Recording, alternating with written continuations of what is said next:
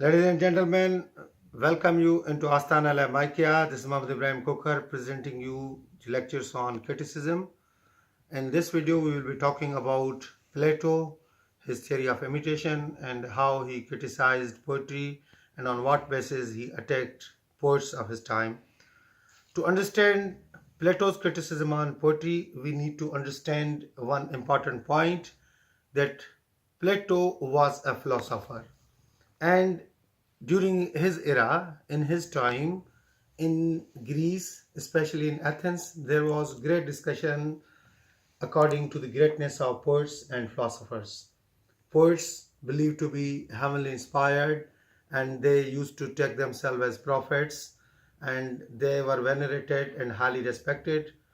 Homer was considered as a sort of divinely inspired creative genius, whereas Plato himself was a philosopher, and philosopher pursued truth.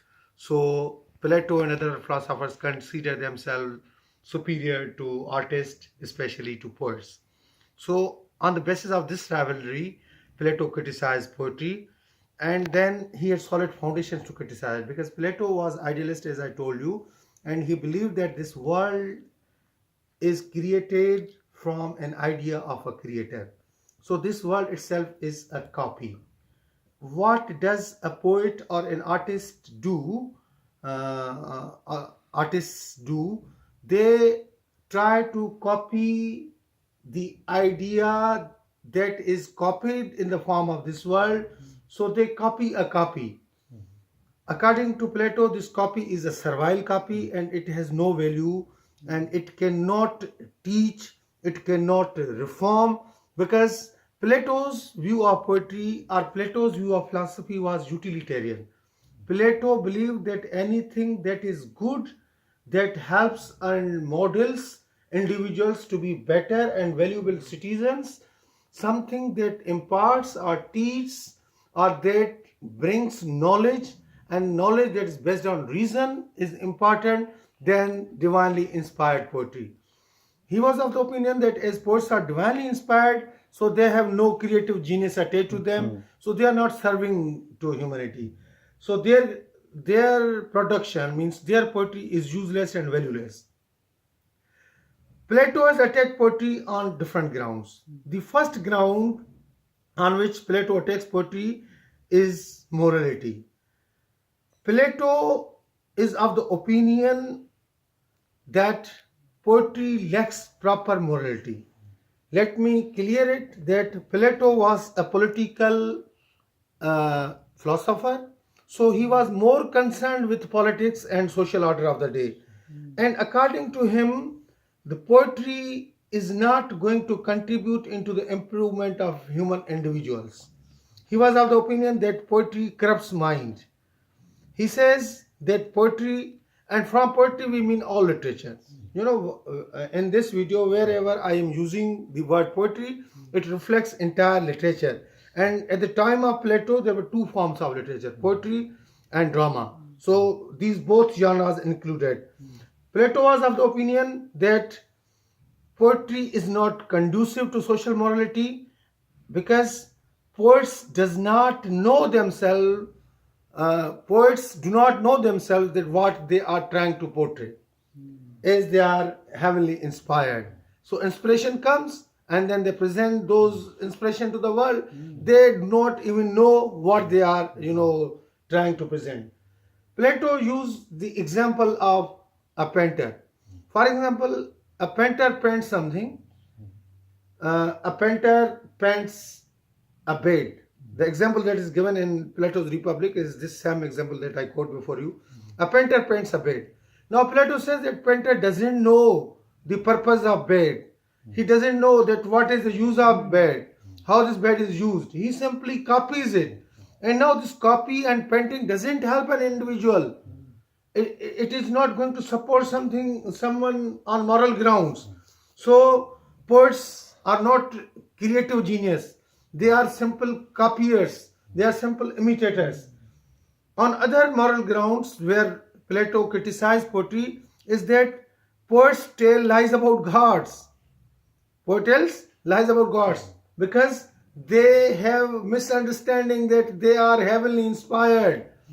They are heavenly inspired, and whatever they utter is heavenly, revealed to them. So in this misunderstanding, in this false notion, they are trying to corrupt the mind of youngsters. And then youngsters follow the heroic presentations of the poets. For example, Homer was idealized at the time of Plato.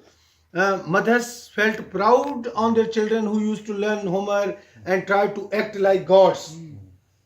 Plato took it very much serious and offensive that children may be corrupted like this, that they may follow Homer blindly without knowing that what Homer is really trying to convey, and then feeling proud in following Homer blindly. Another aspect where Plato criticized poetry is on emotional grounds. Plato feels that poetry corrupts emotions. Poetry corrupts emotions because poetry and other literature arouses the feelings of pity and fear, arousing the useless emotions, and then taking individuals from real worth. It takes individuals away from reasoning, and then they indulge into a sort of imagination, into sort of the things that has nothing to do with common, ways of life, and then they enjoy themselves in reading those lines and acting and living in the world of that, the world that is created by poets. So emotionally, poetry weaks individuals.